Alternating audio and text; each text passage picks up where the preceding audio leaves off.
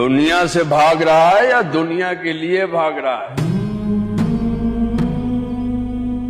सांस तो दोनों में फूल जाता है। दुनिया से भागो या दुनिया के लिए भागो।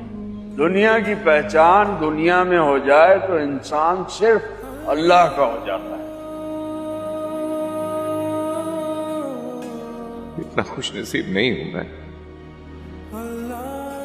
मैं तो अपने अल्लाह को नाराज कर बैठा हूं।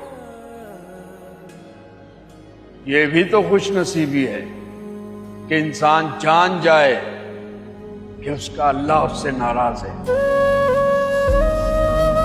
यहां तो हर आदमी अपनी अपनी दुनिया में मगन है। किसे फिक्र है कि उसका रब उससे नाराज है?